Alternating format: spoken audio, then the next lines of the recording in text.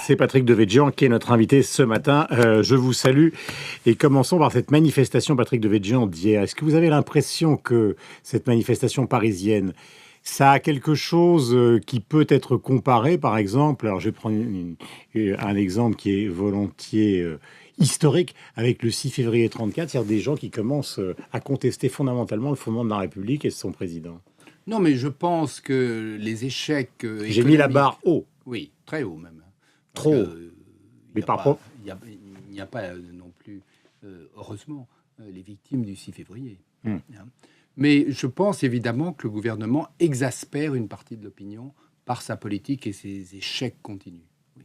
Et que ça peut conduire à d'autres manifestations. Mais est-ce que ça veut dire, parce que vous avez quand même, je le disais tout à l'heure, un goût de l'histoire et une expérience politique, que vous sentez que les 15, 20, 30, alors eux ils disent 170 000 personnes vont se coaguler d'une manière rémanente et qu'on va retrouver tous les week-ends des gens qui vont se promener dans Paris ou dans la région parisienne en disant « démission, président, démission ».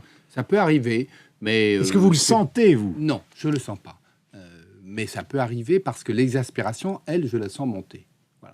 Mais en même temps, ça ne s'est pas coagulé. Les sujets de mécontentement sont très nombreux, très divers, mais par chance pour le gouvernement, mais aussi d'ailleurs pour la paix civile, ça ne s'est pas coagulé. Mais ça veut dire que de ce point de vue-là, il faut qu'il y ait une responsabilité très importante des partis d'opposition, y compris du Front National, qui se désolidarisent l'un et l'autre, c'est-à-dire l'UMP, le Front National et les centristes, qui se désolidarisent. Évidemment, les autres n'y participeront pas, mais se désolidarisent de ce type de manifestation. En tous les cas, il faut réfléchir deux fois avant d'organiser des manifestations pour les grands partis d'opposition, parce qu'évidemment, nous avons une capacité à mobiliser de manière importante, mais en même temps, si on se lance là-dedans, ça peut déraper, il faut le savoir. C'est-à-dire que si jamais des gens de l'UMP vont à ces manifestations, comme ça a été le cas pour le mariage pour tous, ça risque de transformer le climat dans le pays en un climat, disons, compliqué vers un climat délétère. Ce qu'il faut éviter, c'est la coagulation. Aujourd'hui, finalement, le consensus politique est fragile. Et la responsabilité vient d'où alors? C'est celle de François Hollande? Elle vient des tergiversations du gouvernement qui dit une chose et fait son contraire. Par exemple, l'histoire du chômage est tout à fait singulière. 18h ce soir. Oui, alors on sait très bien déjà ce qu'il en est. C'est-à-dire que la courbe du chômage n'est pas inversée. Voilà. Contrairement à ce dont on nous a bassiné pendant des mois et des mois, le pari de Hollande est perdu. Il l'était déjà d'avance parce que la politique économique ne pouvait pas, malgré les radiations administratives qui étaient faites régulièrement sur le chômage, malgré les contrats aidés qui étaient développés à toute force. Il faut relancer le moteur de l'économie et c'est pas le cas parce qu'il y a d'abord trop d'impôts, il y a une rigidité très forte sur le marché du travail et parce que la politique du gouvernement n'est pas crédible. Donc il est le responsable de ce qui se passe, évidemment, puisqu'il est le président de la République. Oui, est-ce qu'il est le responsable de la détérioration du climat? Oui, dans un pays Pourquoi aussi centralisé que le nôtre, il y a peu de pays où vraiment le chef de l'exécutif détient autant de pouvoir que le nôtre. Peu de pays démocratiques. Forcément, le climat est fait par l'État et par ses responsables. Et si justement les manifestants d'hier saisissent les parlementaires en demandant la démission, ce qui est possible sur le plan constitutionnel, est-ce que vous avez l'impression qu'ils vont trouver un écho où tout ça est délirant? Que les gens s'interrogent, tous les journaux ce matin s'interrogent sur la nature profonde de cette manifestation. Moi, je ne souhaite pas que dans la dégradation de notre pays, dégradation économique, dégradation sociale, dégradation politique, on ajoute l'instabilité. Le président est élu pour 5 ans, on doit s'y tenir. C'est à lui, en tous les cas, de mesurer de quelle manière il peut faire face aux événements. Est-ce qu'il a fait une faute? Alors évidemment, j'emploie des qualificatifs qui sont péjoratifs à chaque fois, mais c'est une interrogation qu'on retrouve aussi dans les journaux. Est-ce qu'il a fait une faute à la fois dans la conduite de sa vie privée et dans sa clôture, dans la manière dont il a mis fin à cette relation? Moi, je ne souhaite pas commenter la vie privée, parce que la vie privée, c'est le dernier refuge de la liberté individuelle. Le dernier. Alors, je me suis fixé cette règle de protéger la liberté individuelle en ne commentant pas la vie privée. Pourquoi? Parce que ça détruit la politique? Ça détruit tout. Vous voyez bien aujourd'hui qu'il y a de moins en moins de liberté individuelle, que la vie privée est envahie par tout, et la vie de chacun. Regardez cette société qui pratique le contrôle social à tous les niveaux. Maintenant, vous êtes suivi par votre portable, on peut vous géolocaliser, on peut savoir exactement quel est votre emploi du temps, vous ne pouvez plus payer que par carte bleue, enfin, toute votre vie est entièrement contrôlée. Donc ça, c'est l'étape supplémentaire. C'est-à-dire qu'en fait, ça participe de la destruction de la société telle qu'elle existe. L'atomisation de la société et le contrôle de la vie de chaque individu. C'est la société vers laquelle nous allons. Et est-ce que nous, on a une responsabilité? Parce que dans le livre qu'avait écrit Jacques Ubizine, ils avaient cité votre nom dans les relations avec Valéry Trierweiler. Vous savez, en plus, il y a beaucoup de ragots comme ça qui courent très facilement. Et si vous entrez là-dedans, vous les alimentez. Mais est-ce que vous avez le sentiment ce matin qu'elle est en train de se transformer en une sorte de Diana? C'est-à-dire qu'en fait, elle est séparée, mais elle va être suivie par une horde de journalistes pendant les mois qui viennent, créant finalement une situation de trouble plus importante que quand elle était à la campagne de François Hollande à l'Élysée. Pas qu'elle qui va être suivie par une horde de journalistes. Ouais. Hein, peut-être une autre femme aussi. Est-ce que vous considérez que le président a eu raison de souhaiter que ce voyage n'ait pas lieu? Justement pour des raisons qu'on imagine facilement. C'est-à-dire qu'elle peut donner une conférence de presse. Et il récolte aussi ce qu'il a semé. Hein. Il ne peut pas se plaindre. On change de sujet. On en arrive justement à l'UMP, formation politique que vous connaissez bien ce matin dans le Figaro. J'évoquais la presse tout à l'heure. François Fillon dit des primaires. Sous-entendu, Nicolas Sarkozy ne pourra pas revenir en politique s'il ne passe pas par les primaires. Est-ce qu'il a raison? Je parle de Fillon. Enfin, oui. Les primaires, c'est pas seulement la personne de Nicolas Sarkozy qui est en cause. Ce qui est en cause, c'est que nous avons une bonne dizaine et peut-être même un peu plus de candidats potentiels à l'élection présidentielle. Ça, c'est pas raisonnable. Alors, vraiment. Si Nicolas Sarkozy veut se présenter, sans doute il s'imposera au-delà même du phénomène des primaires. Mais c'est pas sûr non plus qu'il soit candidat. Qu'il veuille l'être, c'est probable, mais c'est pas certain. Et donc, si nous nous retrouvons avec 10 candidats potentiels, les primaires sont le seul moyen d'en sortir. Ouais, mais donc lui, parce que l'interview du Figaro de ce matin, c'est quand même une adresse à Nicolas Sarkozy, celle de François Fillon. C'est une manière de lui dire, OK pour la compétition, mais pas avec les mêmes règles. Oui, mais s'il se présente à une primaire, Nicolas Sarkozy, il écrasera tout le monde, on le sait d'avance.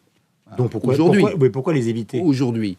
Mais le problème, c'est qu'est-ce qui se passe si Nicolas Sarkozy n'est pas candidat? Qu'est-ce qui se passe pour les primaires?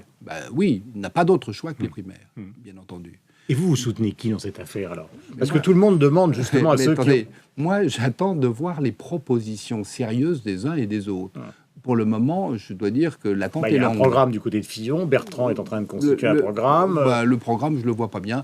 Et quand j'entends qu'on va légiférer par ordonnance, ça va encore améliorer le système démocratique. Ça, c'est ce qu'a proposé Copé pendant les 3... oui, mais ça ne me plaît pas. Moi, je n'aime pas les ordonnances. D'abord, je pense que la France n'est pas si malade qu'elle ait besoin d'ordonnances. Mais en plus, c'est ce que fait Hollande aussi, de gouverner par ordonnance. C'est pas une bonne chose pour la démocratie. Surtout que maintenant, on nous explique que les parlementaires ne vont pas pouvoir cumuler. Si, de plus en plus.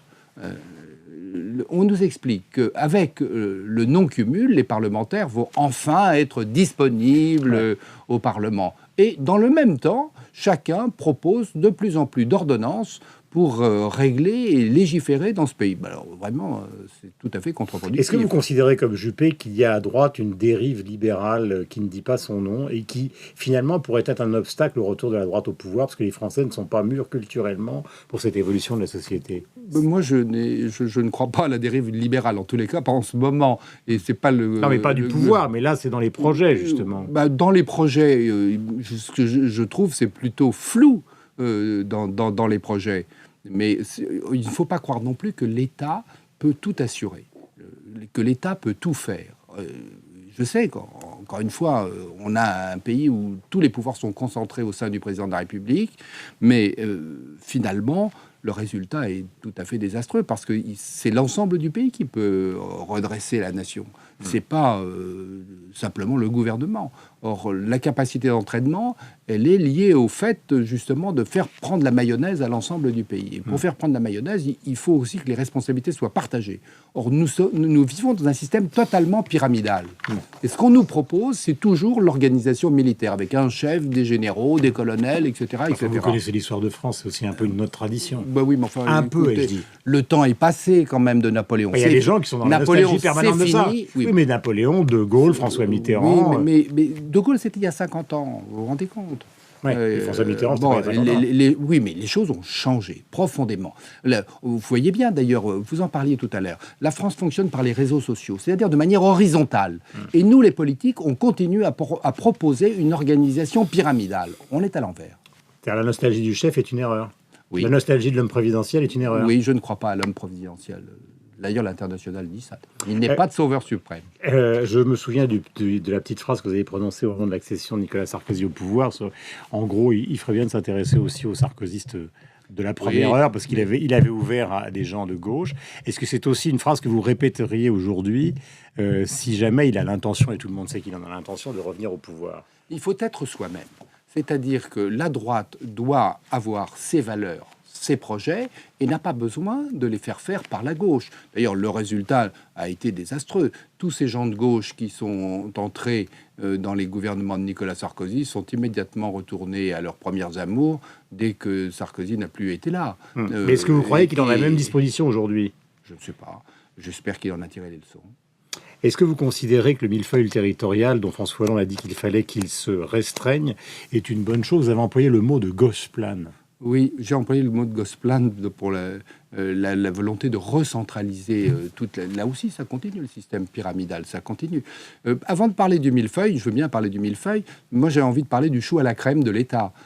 Parce que c'est l'État qui concentre toute la richesse, c'est l'État qui fait tous les déficits. Je vous rappelle que les collectivités locales ont toutes des budgets en équilibre. C'est la loi qui les y oblige. L'État, non. Et son déficit augmente chaque année.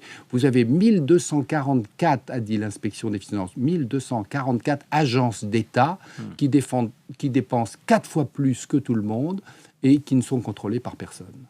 Mais l'État vous dit, c'est dans les collectivités locales ou territoriales qu'il y a eu une explosion du nombre d'employés, de gens qui y travaillent. Mais parce qu'il y a eu des transferts considérables. Le problème des collectivités locales, je vais vous le dire, c'est celui des compétences. Il faut des compétences spécialisées. Dans le monde entier, il y a un millefeuille administratif, comme vous employez le terme. Mais dans le monde entier, sauf en France, chacun est spécialisé dans son domaine. Tout le monde ne fait pas tout. En France, chaque strate fait tout. Alors évidemment, ça coûte très cher. Est-ce que vous considérez, par exemple, que les Hauts-de-Seine pourraient être attachés à une grande métropole d'un Grand Paris? Mais le Grand Paris, il a une vocation stratégique, comme dans toutes les grandes métropoles. Sauf qu'on fait les choses à l'envers. Le Grand Paris qui nous est donné n'a pas les transports, n'a pas les aéroports, n'a pas l'économie, n'a pas les grandes voies de circulation. Il a le logement, il a les compétences de proximité. Ça, c'est une erreur absolue. Qu'est-ce qu'il faut enlever? La région? Il faut donner au Grand Paris les compétences stratégiques et il faut laisser administrer au plus près du citoyen tout ce qui peut l'être. Merci Patrick Devedjian d'être venu ce matin donc ici à Radio Classique.